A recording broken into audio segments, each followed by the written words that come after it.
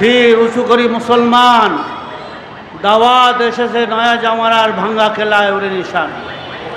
কাজী কবিরুল ইসলাম নজরুল ইসলাম আমাদের জাতীয় কবি, তার এই জ্বালাময়ী কবিতার ছন্দ দিয়ে শুরু করতে চাই।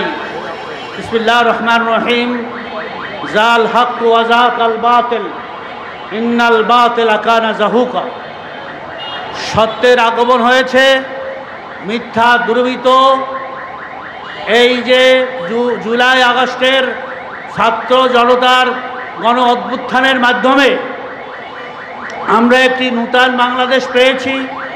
স্বৈরাচার, সন্ত্রাস, দুর্নীতি, ঘুষ, সুদ, ধর্ষণ, ব্যাংক লুট করে বিদেশে টাকার পাহাড় করার যে 16 বছরের ফ্যাসিস্ট এবং ফিরআউন জালেম হাসিনা সরকারের পতনের পরে 1 বছর হয়ে গেল অন্তর্বর্তীকালীন সরকারের প্রধান ডক্টর মোহাম্মদ ইউনূসের সরকার চলতেছে।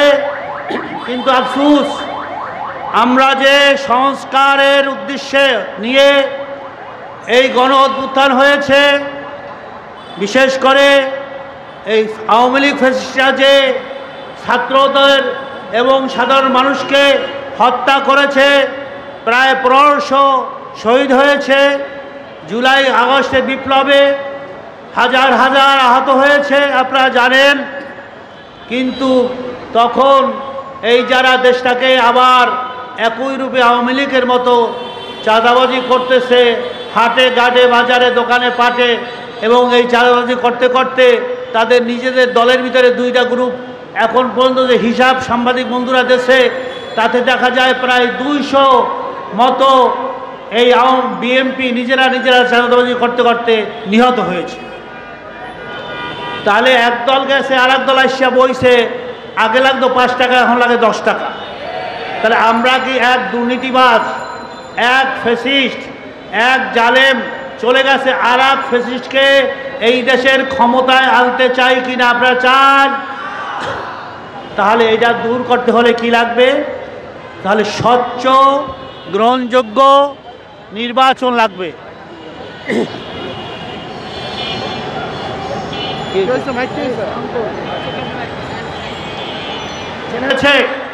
আমি যে বলতেছিলাম যে বর্তমান ডক্টর মোহাম্মদ ইউনূস সরকার যে কথা দিয়ে, যে আশা নিয়ে, যে নিয়ত নিয়ে এসেছিল ক্ষমতায়, আমরা কিন্তু সেই দুর্নীতি মুক্ত সংস্কার করা এবং এই গণহত্যার দৃশ্যমান বিচার আমরা কিন্তু এখনো দেখতেছি না।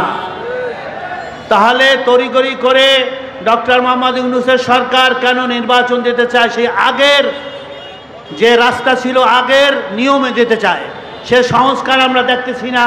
হয়তো 20% হয়েছে, 80% হয় নাই।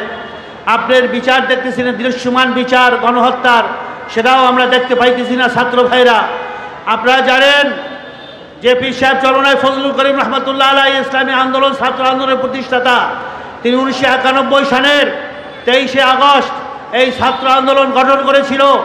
আজকাল 34তম এই তাদের প্রতিষ্ঠাবার্ষিকী শাহবাগে অনুষ্ঠিত হতেছে। তাহলে আমরা কি চাই? 92% মুসলমানদের দেশে আমরা ইসলামী আইন বাস্তবায়ন, ইসলামী শরিয়া ভিত্তিক রাষ্ট্র পরিচালিত হবে। কারা কারা চান?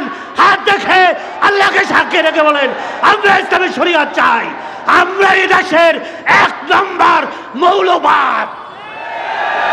এই কথাটা আমার না, কে বলছে? আমাদের প্রতিষ্ঠাতা পীর সাহেব চরমনাই ফজলুল করিম রহমতুল্লাহ আলাইহি পল্টনের জনসভায় যখন এরকম বলছিল যে মৌলবাদকে উৎখাত করা হবে বাংলাদেশ থেকে, যেমন ফখরুদ্দিন মির্জা ফখরুল ইসলাম আলমগীর সাহেব বলে মৌলবাদের স্থান বাংলাদেশে হবে না, এদেশে কোনো শরিয়ার কোনো আইন চলবে না। এমনকি তাদের প্রবাসী নেতা লন্ডনে আসেন তারেক রহমানও বলে এদেশে কোনো কি হবে না, শরিয়া ভিত্তিক কোনো আইন করতে দেওয়া যাবে না, তার শরিয়া ভিত্তিক কোনো রাজনীতি করতে দেওয়া যাবে না। কারণটা কি? আপনার পশ্চিমাদের আইন চলবে, 6 দফা চলবে, 18 দফা চলবে, মানুষ শোষিত আইন চলবে, কিন্তু কোরআনে আইন চলবে না। আমরা কোরআনে আইন বাংলার জমিনে দ্বিতীয় বৃহত্তম মুসলিম দেশে কারা কারা চাই হাত থেকে আল্লাহকে সাক্ষী রেখে বলে।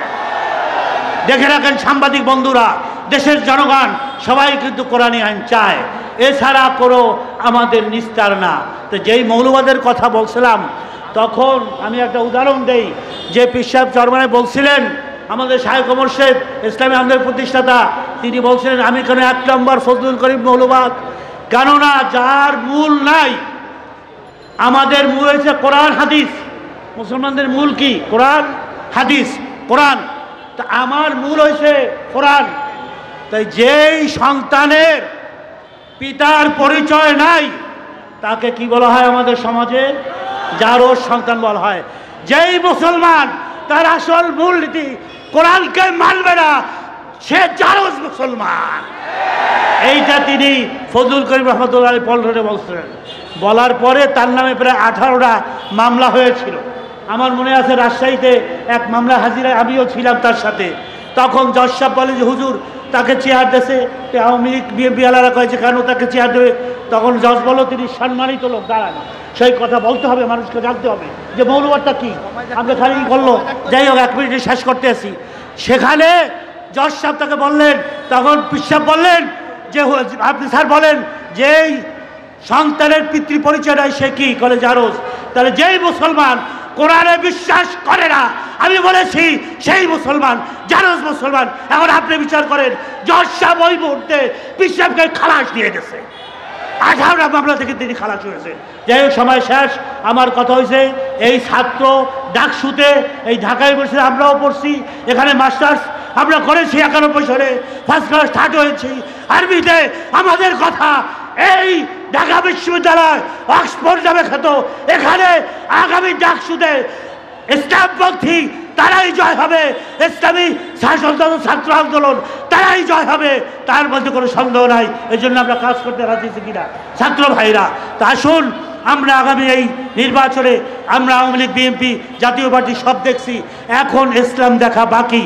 আমি এখান থেকে ঘোষণা করতে চাই, আগামী নির্বাচনে একটাই মার্কা হবে, একটাই বাক্স হবে ইসলামের পক্ষে। সে বাক্স আমরা সবাই মিলে, আমরা ইসলামপন্থী যারা আমাদেরকে সহযোগিতা করে, যারা এক মোড়া, সবাইকে নিয়ে আমরা একটা ইসলামী বাক্সের সমঝোতা করে একটা ইসলামের পক্ষে বাক্স দেবো, যাতে করে এদেশের লোক সবাই ইসলামের পক্ষে ভোট দিয়ে আগামীতে যেন ইসলামের হুকুমত, ইসলামী শাসন, ইসলামী শরীয়ত অনুযায়ী এই দেশ শাসন করতে পারি, সেই তৌফিক আল্লাহ রাব্বুল আলামিন যেন দেয়। এবং এই দেশবাসী ইসলামকে জয় দেখতে চায়, আমরাও দেখতে চাই, ছাত্র ভাইরাও দেখতে চান, সাংবাদিক বন্ধুরাও দেখতে চান, সবাই দেখতে চান। আসুন আগামী দিনের ইসলাম এদেশে কায়েম হোক রাষ্ট্রীয়ভাবে, সেই আশা ব্যক্ত করে আমার সংক্ষিপ্ত বক্তব্য এখানে শেষ করছি। আসসালামু আলাইকুম।